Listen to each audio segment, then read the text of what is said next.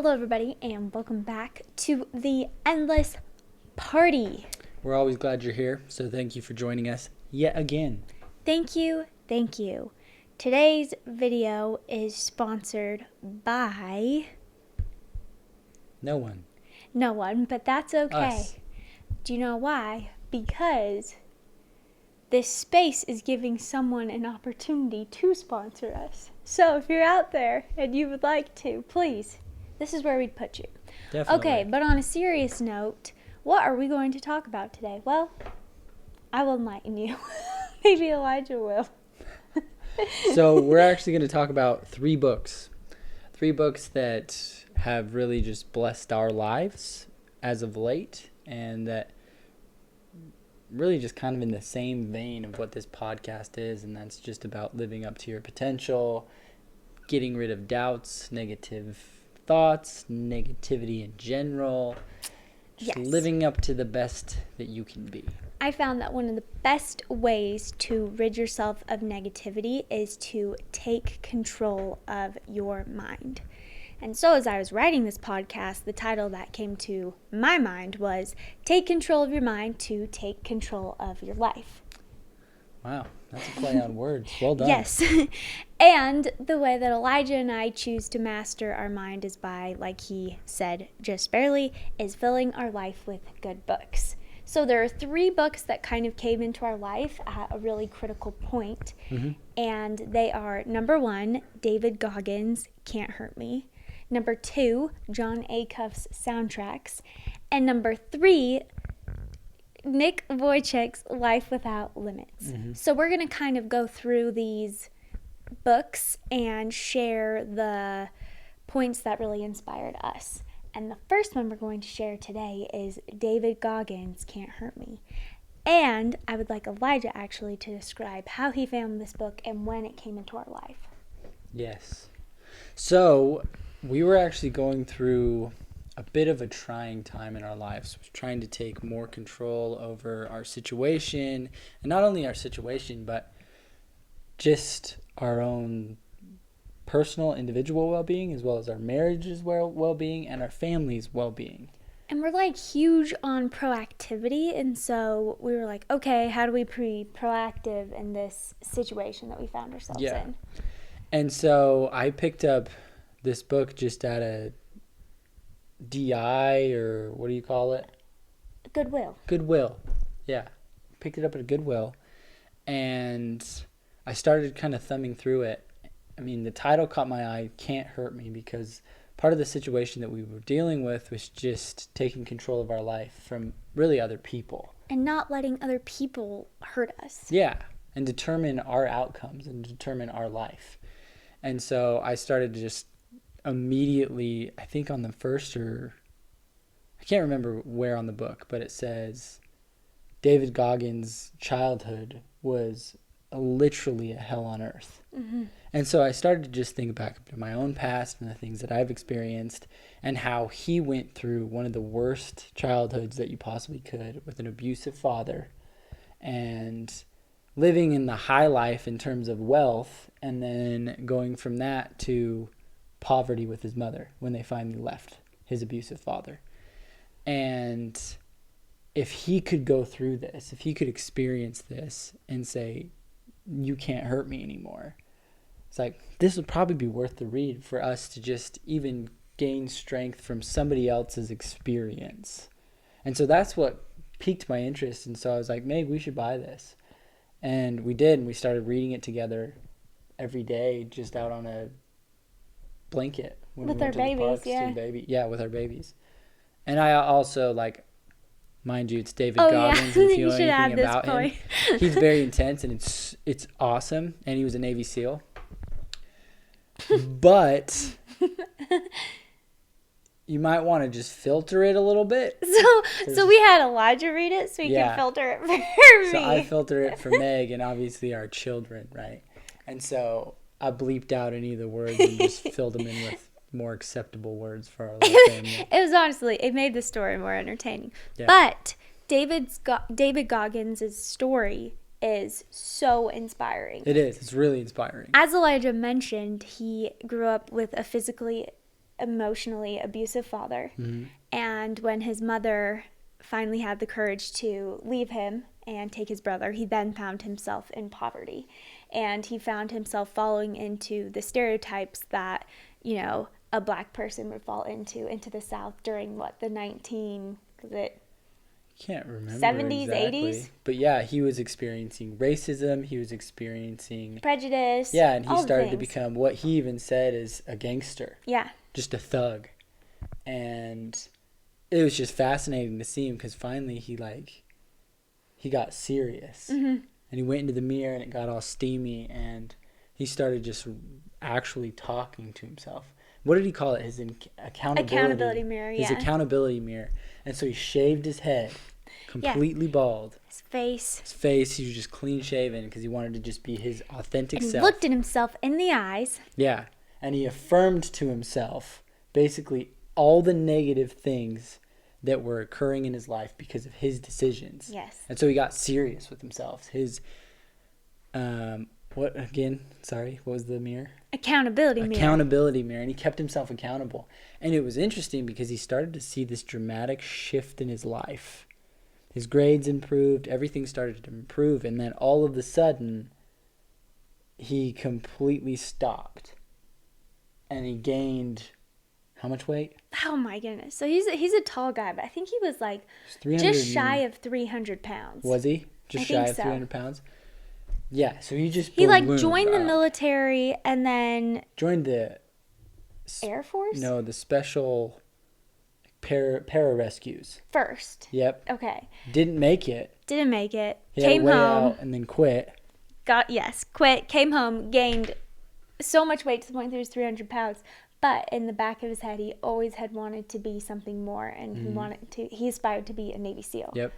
And he was a Roach killer. Yeah. He was 300 pounds, and his job was literally going and spraying bugs at restaurants at Well, night. it was kind of crazy too. On top of that, his diet was a chocolate milkshake, 2 bowls of Fruity Pebbles, A bag of Hostess a donuts. whole bag of Hostess donuts. And this was just like his breakfast. Like, it was insane. Yes. He even says this in his book. Amazing story. And then finally one day he goes to kill rodents, and it was just too much for He's him. like, I can't do this. I don't want to be this person anymore. No, so he quit. Just immediately just left. Calls the Navy SEAL office. He's like, what do I have to do to get in? And they're like, well, One guy believed in him. only one guy believed in him. And he's like, well, you have to get they have to take a test. Yeah, they have to take Forgot the it's name. basically like the SAT for the military. So he had to get his score up on that. And then I think he had to lose 100 and He had to lose over 100 pounds. like in 3 120 months. pounds in 3 and he did. Yeah, he did. With flying colors. Yes. Incredible story. Then he goes through the SEALs, and he goes through Hell Week, not once, not twice, but 3 times. Because he gets severely injured and pulled from Hell Week. Then after that, he becomes a Navy SEAL. Then he gets into ultra marathons. And you just start Runs 100 miles without ever training, and he looks like an NFL linebacker when his he does kidneys this. go into failure. Yeah. He runs himself into kidney failure. Mhm. Then he does the race from hell through Death Valley. Incredible story. I mean, this guy literally, he's a different breed. And he's the epitome of mental toughness. He is. And he really inspired Elijah and I to just elevate our lives and Right. to make the changes that were really hard, but like stick to our gut and, keep that mental toughness where it's like, no, I'm going to do this. One of our favorite things that he says on all of his social media, and it's stay hard. Stay hard. And so sometimes when I don't want to do my workout, or maybe I don't want to podcast, or I don't want to do something in the back of my head, I'm always imagining this huge, Navy SEAL David man. Goggins. Stay hard. And I'm like, you know what? I can. He's incredible. And not only that, he really shows just how unconquerable the human mind and human spirit are. Yes. And so if anything that we took from the book, it is that nothing and no one can hold you back from living up to your full potential except yourself. And that is really what he highlights in this book more than anything, over and over and over again. And that's what's cool about his life, is that he's always searching what's the word, to defy the odds, to improve himself. And that's why he's literally a different breed. He's the epitome of the race is only against himself. Yeah. He's only trying to make himself the best David Goggins he can be. Yeah. And he just defies everything that, any limitation that anybody's put on him, he's just defied it. Yeah. And it's inspiring. Honestly, it made me inspired to even consider training again. Yes, and, I agree. Not ultras, I'm not into that, but training but even again. Considering, man, maybe I should do the ultras. I used to run 115 plus miles a week for 14, 15 weeks in a row.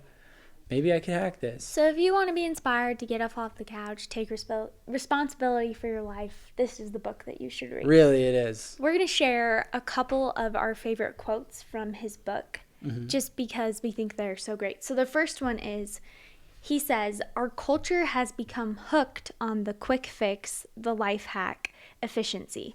Everyone is on the hunt for that simple action algorithm that nets maximum profit with the least amount of effort. There's no denying this attitude may get you some degree of the trappings of success, if you're lucky, but it will not lead to a calloused mind or self-mastery. If you want to master the mind and remove your governor, you'll have to become addicted to hard work, because passion and obsession, even talent, are only useful tools if you have the work ethic to back them up." David Goggins is incredible. So I actually want to add just something real quick.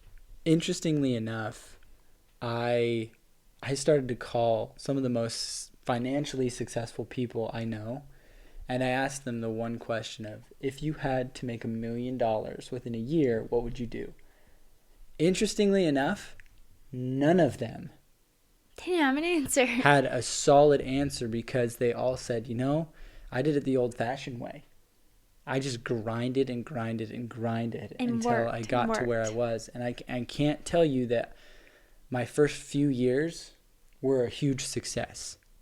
In fact, all of them said, I didn't see much success in the first few years, but eventually it came. And so this is what's so fascinating, is that David Goggins, in a nutshell, simplified this understanding that everybody in this day and age is looking for the get-rich-quick scheme. It's not out there. No. How can I lose weight in 1 week? How can I make $1 million in 1 day? How can I do this, and find all the results that I want in today? And that's not how life works. It's never worked that way. And so, to kind of backtrack a little bit, read this book just to get the self-discipline that you need to keep going and fighting for the life that you want, and realize it's not going to come tomorrow. It's not even going to come in a week or even a month or maybe even 5 years, but eventually it will come. Success will come. But you have to maintain that discipline and persistence and consistency. And David Goggins exemplifies this not only in his life but in his book. I wanted you to share really quick. Do you remember what you were telling me about today about Alex Hormozy? Yeah, he was actually saying. I really liked what he said. Same concept is, he spoke to the most successful people he knew, and he says every single one of them, without fail, said that they worked for not days, not weeks, not months, but years without seeing success or the results that they wanted. It took them years. So we're not talking that this is going to be a walk in the park, easy breezy thing. It's going to take a long time. And that's what makes it so worth it. I mean, I even, we've talked about this before, but if you look at our children, B and Winnie, when they leave the house at 18 years old, when they are so well educated in finance and self-improvement and athletics, as well as just the normal things that you need to know in life, we can hold our heads high as proud parents. But if they were to leave tomorrow, they would die. Yeah, they wouldn't have a shot. And it's been a full year. Right. And so kids are a prime example that That's a good success point. does not come in a day, a month, a year, or even 5 or 6 or 7 years. It is years of disciplined effort. Maybe even decades of disciplined effort. And that's what's so incredible. So like, if you haven't seen the results, but you know you are staying the course, stay the course. Stay. You'll get there. Yes, you will. Okay, next quote. It won't always go your way, so you can't get tapped in this idea that just because you've imagined a possibility for yourself that you somehow deserve it. Your entitled mind is dead weight. Cut it loose. Don't focus on what you think you deserve. Take aim on what you are willing to earn, which goes exactly to what we were just speaking of. Exactly. None of us are entitled to success. We are all capable of it, and we all have the opportunity to be successful, but none of us are entitled to it. We have to earn it. Yeah. And so put in the work every day. He also says this. In the military, there's a phrase that says, we do not rise to the level of our expectations. We fall to the level of our training. I thought this one was super cool. I actually really like this one. So I had the opportunity to run for 2 different universities. One of the universities is barely ranked in the top 20 in terms of cross country and track and field. They barely scrape in. The other one is usually in the top 4 every year. Consistently. Interestingly enough, we were always expected at the first university I attended, which was Boise State, that we were going to be a podium team. Every year our coach was like, you have the capabilities and talent and discipline to be a podium team, which is top 3. Actually, it might be top 4 in cross country. And he was so wrong.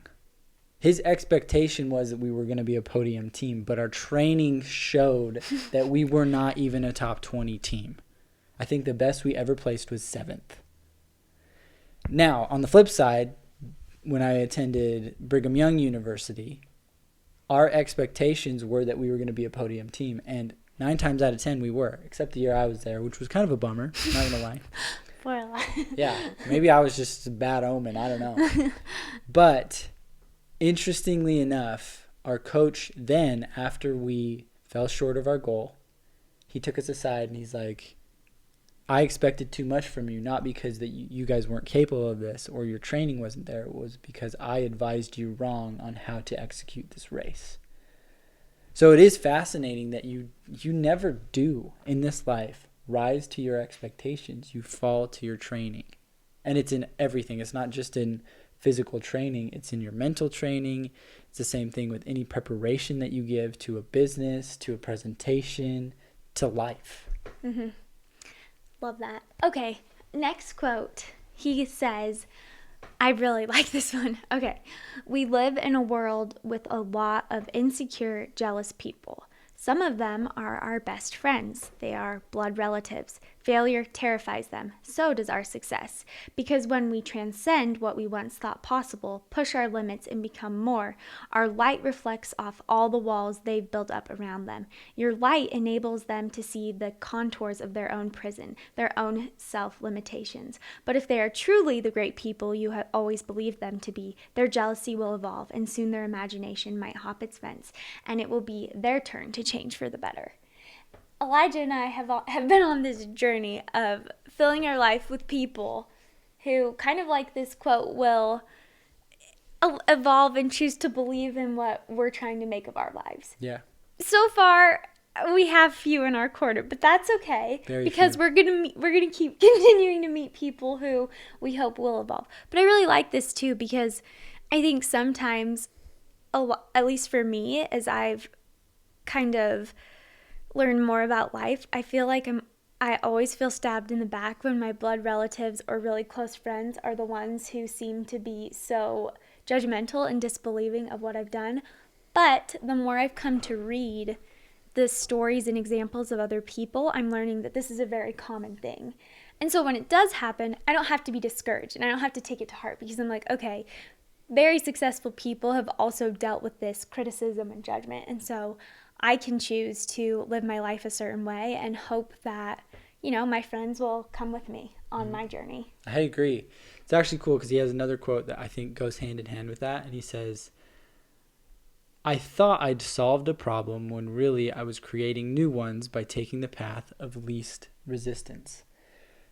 So often, and this happened with Meg and I, as she just spoke about friends and family members and blood relatives, it's really hard to rise above that when everybody else wants you to remain the same. And I'll use the sports analogy here, but even back in high school, I wanted to be a champion more than anything. I wanted to win state, I wanted to win nationals, and I wanted to go D1 full ride. And in order for me to do that, I knew that I would have to sacrifice a lot of things. And I got invited to party after party after party until finally they stopped calling.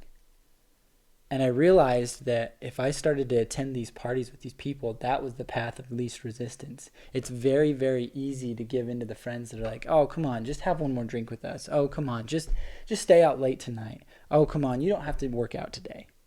That's the path of least resistance. That's why there's hundreds of thousands, if not millions of people on that path. Right. I'm gonna be real. Tonight, Elijah and I were debating whether we should film this podcast or not. And Stay hard. I'm going to be real. We were going to make these delicious cookies that we've been wanting to make for weeks now. And we were going to watch Harry Potter. And it was going to be a bang-up night. It was going to be a fantastic night. And it still is a fantastic night. But I bring this up because I'm so thankful that I'm married to someone who says, you know what? No, let's do the podcast. Let's do it tonight. And I'm like, you know what? Yeah, let's do it. Let's get it done. Mm-hmm. And so here we are filming.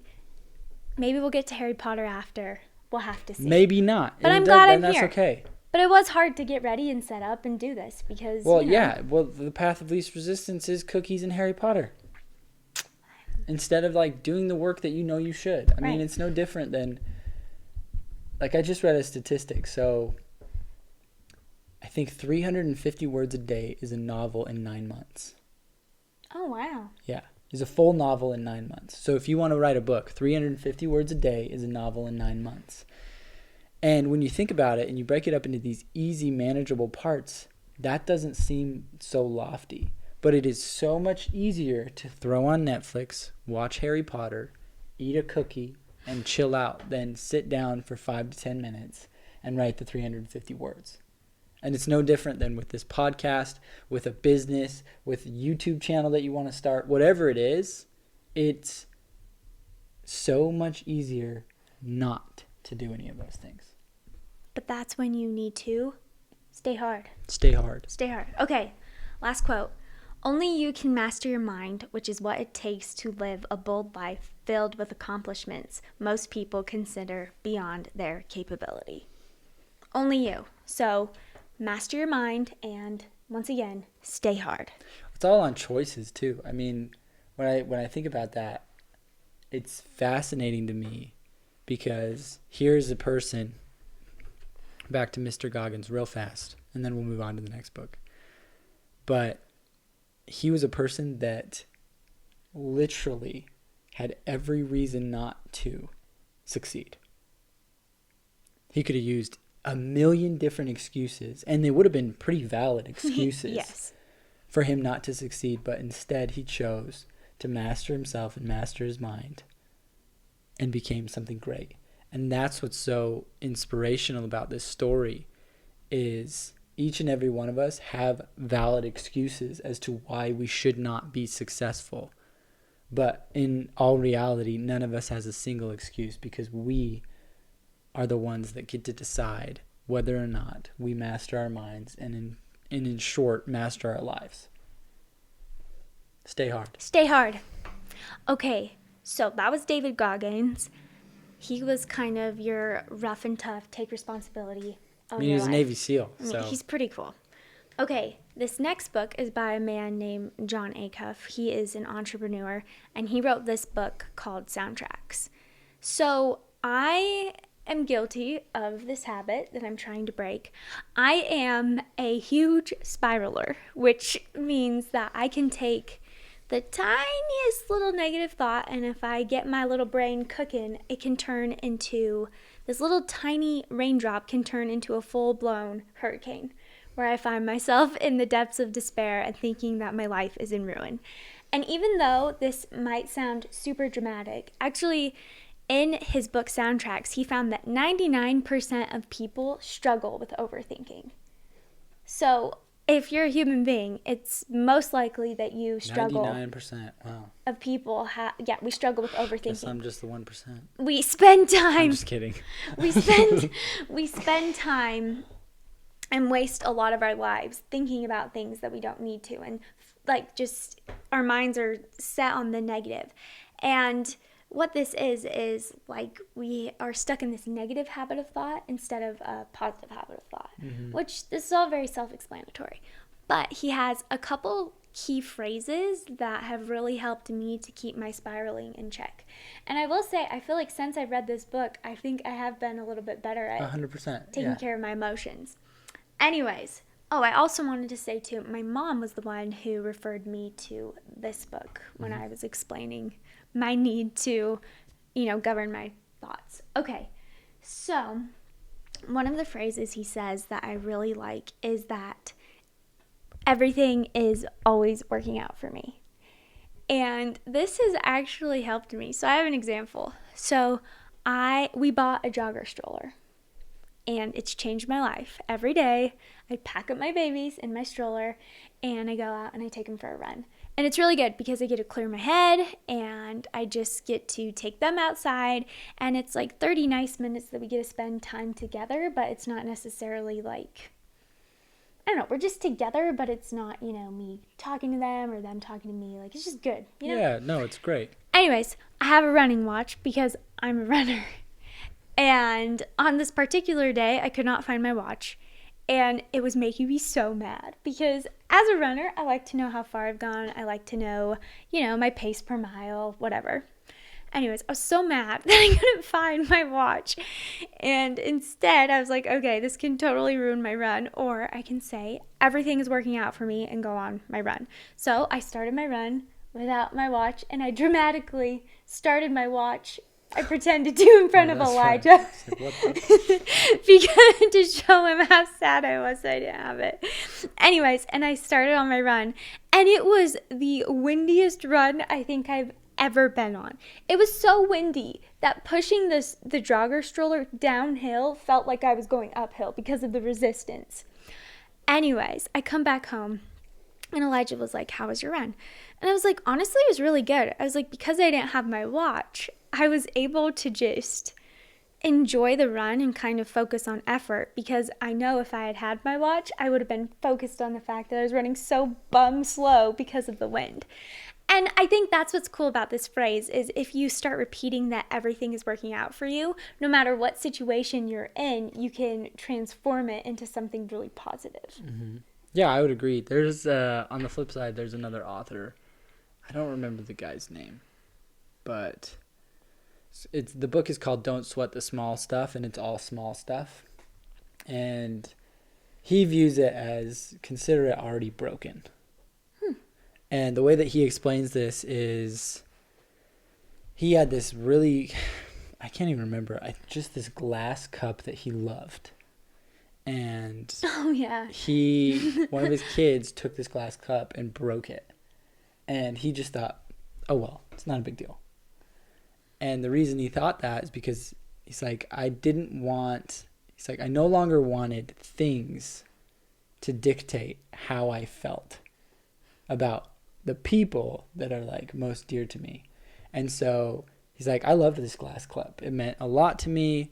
I really cared about it. I can't even remember exactly what it was for, or why he liked it so much. He's like, but by imagining it already broken, I had already dealt with those emotional problems that I knew I would face eventually when this glass cup did break, inevitably, because I'm in a house full of children. I actually like that. And so it was kind of cool just because he took kind of a negative approach and turned it into a positive approach.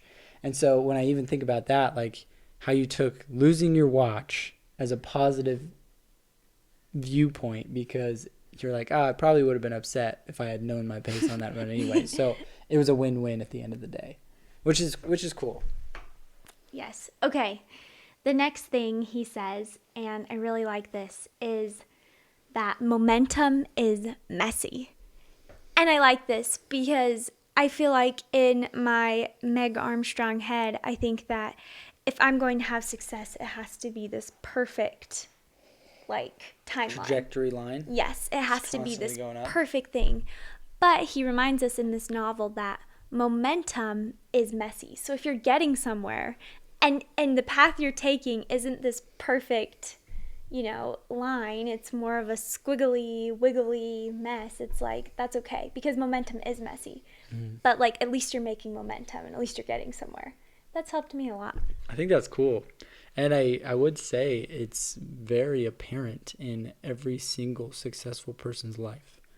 I mean, if you go back to previous podcasts, we talk about Michael Jordan, J.K. Rowling, we talk about Babe Ruth, we talk about a million people that were highly successful. And every single one of them didn't have this perfect trajectory to success. No, it was a mess. In fact, it kind of went all over the place. I mean, I even look at J.K. Rowling as of recent. She wrote 7 of the greatest novels of all time. All the Harry Potter series is incredible. Then she wrote Fantastic Beasts, wonderful, and then was it the third one or the second one? I don't remember. Whatever one it was, flopped dramatically. And in essence, right, her success trajectory all of a sudden went, whoa, right? And so I think that's fascinating because even after people have reached the pinnacle of success, they still fluctuate. Another example of this was Sylvester Stallone. Oh, yeah. With the Rocky Balboa movies, he did so great, and then he actually started acting in other films that were absolute flops. Just utter. They didn't do well. They were horrible. And he even talks about this in his documentary on Netflix. And then eventually, after going through these ruts, he filmed another one and did really well. He did well with Expendables. He did well with Rambo. And so it's success is messy. It's always has been. There's a bit of chaos in it always. Yeah, and I think that was just reassuring to me to know that, like, it's okay. Just keep going. Yeah. Okay, these next two kind of remind me of what we were talking about with David Goggins, but he says, the only person standing in my way is me, and I quit doing that yesterday. So 1, just taking responsibility of your life. And then 2, feeling uncomfortable is just a sign that my old comfort zone is having a hard time keeping up with me. That's cool. I thought that was cool. That's a cool philosophy. philosophy. Sometimes I get anxious that I'm uncomfortable, and I'm like, wait, it's just my old comfort zone trying to hold me back. Yeah. Thought that was a cool thought. And then number 3, I like this one too. The best response to obstacles is to do it anyway. That one's actually really cool. There's another one. I can't even remember the exact phrase for it, but it's do something that scares you every day. Oh, I like that. And it's the same philosophy, right? So if you have an obstacle in your way, like, the best thing to do is just do it.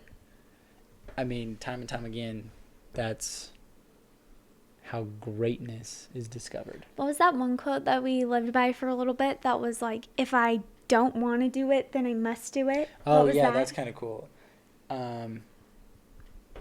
It was this guy, I can't even remember who I was listening to, but he's like, I am the most undisciplined person on planet Earth. He's like, but I have a rule that I follow. I love it. And he says, on the days that I feel like doing it, I do it. On the days that I don't feel like doing it, I must do it. And I was like, so he's probably one of the most disciplined people on planet Earth, right? And so it's cool. And I would agree with that philosophy, but I would also agree with the one that you just expressed. The best response to an obstacle is to do it anyways. Pretty cool. Yeah. Okay, we're going to end this soundtracks portion with a quote from Jon Acoff that I thought was beautiful. It says, "May your peace be too deep to trade for the shallowness of politics. May your joy be too rich to exchange for the thin reward of winning an argument with a stranger. May your patience be too hard won to give up for the rage of the moment. Choose what matters most and hold fast." That is beautiful. I thought that was so cool. Yeah. Well done, Jon Acoff. He's a pretty cool guy. You should check out his work too. Yeah. Okay. Now, our third and final book is the story of a man named Nick Vujicic, Life Without Limits. And it is such an inspiring story. He's just an inspiring human. You just read a page of his novel and you are filled with light and hope. Everything is focused on Christ and God. It is so inspiring, and it makes you reflect on your own life and be like, what the freak is wrong with me? I have it pretty good.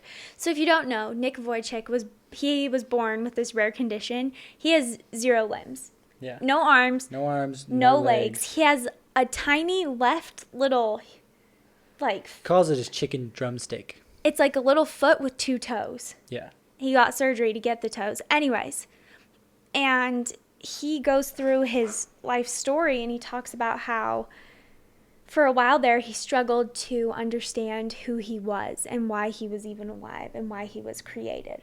But through God, he recognized that he was God's creation and he was the perfect him. And now he's taken his condition and he's used it as a way to help inspire others to believe in themselves and believe in their capabilities, because he has literally risen up from his disability, and he says he's used it as a way to enable him to reach his full potential. Mm-hmm. Honestly, I would love to meet this man because his entire life is an inspiration. Yes. I mean, what he has accomplished and who he has become without arms and legs makes you begin to wonder what he would accomplish with arms and legs. But that's what's so cool about him, right? Is that he looks at this as a blessing. Yes. And that it did help him live up to his full potential. And I think that's what's so cool, is because he did let God into his life and shape his life. And that's the power that God can have, is the weaknesses, or what we view as a weakness, if we truly take it to God, he will turn that into our greatest strength and potential. And that's what happened with Nick Vujicic. Sorry, this reminds me of a quote that he says, and he says, if you can't get a miracle, become one. And so what happened is he would pray a lot for God to give him his limbs back. He wanted a miracle. And that prayer wasn't answered. But he became a living miracle. And this all came full circle when he met another little boy named David who had the same condition that he was born with. Mm-hmm. And so he was able to become David's miracle. Yeah. And so this all just kind of transpired. What's incredible about that story too is that his parents actually helped David's parents as well. Yes. Navigate what it was like to raise a baby with no appendages. And so they really became this miracle for this entire family. But I would even take it a step further. He became a miracle for the world. The good that he has done, the influence that he has had, the speeches that he has given have touched the lives of millions upon millions of people. Mm-hmm. And it's all because he chose to let God turn his weakness into his greatest strength. Right. Another quote I really liked that he said is, some injuries heal more quickly if you keep moving. And that kind of reminded me of the soundtracks line that was talking about how the best way to approach an obstacle is to do it anyway. Mm-hmm. So I think a lot of times, we want to play the victim, and when we're hurt or injured, we want to sit at home and, what's the word? Mourn, gripe, whatever. Yeah. But the best thing to do to get over life's hardships are to do it anyways, and to realize that you just got to keep moving on and move forward, and that's the best way to heal. Mm-hmm. It's like that same quote. It's like more prayers are answered on your feet than on your knees, because it's by taking action that you begin to see that success, and it's by taking action that you see these old wounds begin to heal. It's actually interesting. My mother, a year ago now, had double hip replacement, and part of the recovery process is movement. And so it's not just with emotional trauma, it is with physical trauma as well. oftentimes the greatest way to heal is to get up and move. Meg even can attest to this with her C-section. Yeah. She definitely needed bed rest, don't get me wrong, but she also needed to get up and move and begin to allow those muscles to heal the way that they are meant to heal, and that blood flow to begin to develop. So in this sense, you need to develop or allow your spiritual blood flow to flow. I like that. You're welcome. Another quote that I really liked is he says, "Life isn't about having, it's about being. You could surround yourself with all that money can buy and you'd still be as miserable as a human can be. I know people with perfect bodies who don't have half the happiness I found. On my journeys, I've seen more joy in the slums of Mumbai and the orphanages of Africa than in wealthy gated communities and on sprawling estates worth millions." I really like the part that he just called out the fact that a lot of us fall into our own ways and we think that life is all about having and getting. Mm-hmm. But it isn't. It's all about being and giving. Yeah, and I thought that was a cool reminder. Well, I think that was cool too. He's like, I know people with perfect bodies who aren't as happy. Have not found the happiness that I've found. And what's amazing is that everybody could find it. It's out there. That same happiness that Nick Vujicic has found, even though he has no arms and legs, is out there for everybody. It's not just this finite material destined for only people without arms and legs. It's for everyone. It's for everybody. And that's what's incredible, is that as soon as you become that person and begin to give more of not only your resources, but more specifically of yourself, you'll find that happiness. And we actually just talked about that in our previous podcast, is that happiness is based around how much kindness you give to this world. Mm-hmm. Okay, next quote. "We easily become trapped in the someday mentality. Someday I'll have all the money I need to enjoy life. Someday I'll be able to spend more time with family. Someday I'll have time to relax and do what I love doing." There is no someday. There's only today. Well, me and Meg even fell into this trap for a little bit. Yes, we did. You know, it's like, oh, as soon as this happens, we'll do this. As soon as this happens, we'll do this. And it begins to just be this endless circle of nothingness. Nothing gets done, and you're miserable. Someday's never going to happen. So begin today. Okay, another quote. "To pursue your dreams, you have to take action. Move it or lose it. Act or be acted upon. If you don't have what you want, consider creating what you want. God will light the path. Your chance of a lifetime, the door to your dreams is open. Your path to a purpose may present itself at any moment. Be ready for it. Do all you need to do. Learn all you need to know. If no one comes knocking, beat down a few doors. One day you'll step into the life you desire." Pretty miraculous, honestly. And what's fascinating about this is his whole mentality goes back to what was the book before this? Soundtracks? So it goes back to Soundtracks. It goes back to David Goggins' book. It's all about taking action. It's all about taking responsibility. It's all about choosing the life that you want and pursuing it relentlessly. And I think that's what's so profound, is we've said this before, but all of these books out there, they begin to connect with one another because everybody has found that the secrets to success are not a secret and that they are out there for everybody, but they're usually disguised as hard work. Yes. That's really what it is. That's what it boils down to. And what's amazing is that all of these individuals have found that. And so we know that we can, and you can too. Yeah. So thank you so much for being a part of our podcast today. I really hope that this episode inspired you to follow your dreams, to take responsibility of your life. Stay hard. To stay hard and to make something great or be something great. Absolutely. If you don't have a miracle, become one. Become one. So until next time, friends, we greatly appreciate you, as Meg has said. Make sure you hit that subscribe button if you haven't, and share this with friends. Okay. Until next time. Peace. Peace.